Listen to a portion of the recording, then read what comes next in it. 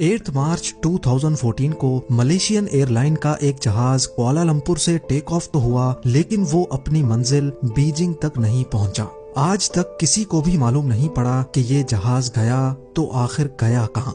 लेकिन पूरे 8 सालों के बाद फाइनली अब एक उम्मीद मिली है कि ये जहाज इस वक्त कहां मौजूद है। नाजरीन, ये बात है 8 मार्च 2014 की, यानी आज से करीब 8 साल पहले मलेशियन एयरलाइन के एक जहाज फ्लाइट MH370 को मलेशियन कैपिटल कुआलालंपुर से टेक ऑफ करके चाइना के कैपिटल बीजिंग तक जाना था। इस फ्लाइट में 2 पायलट्स, 10 कैबिन क्रू और 227 पैसेंजर्स मौजूद थे, जिनमें से ज्यादातर पैसेंजर्स का ताल्लुक चाइना से था।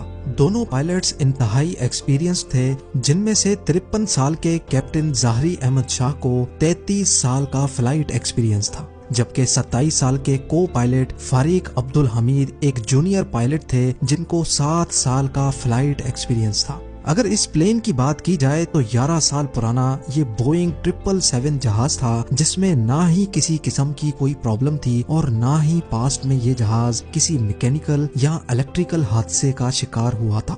बताने का मेन मकसद सिर्फ इतना है कि ये मलेशिया और चाइना के दरमियान चलने वाली एक बिल्कुल नॉर्मल फ्लाइट थी, जो रोजाना 5 घंटे और 34 मिनटों की प्रवास करके मलेशिया से चाइना या फिर चाइना से वापस मलेशिया जाती थी। लेकिन आज का दिन इस फ्लाइट के लिए किसी भी तरह नॉर्मल नहीं था, बल्कि ये एबनॉर्मल से भी काफी बढ़कर कुछ था।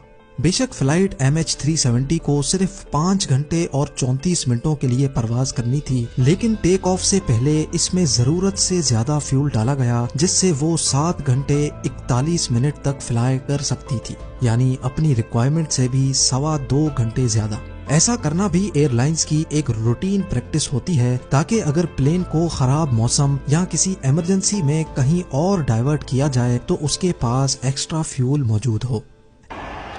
Delivery Malaysia 370, good morning.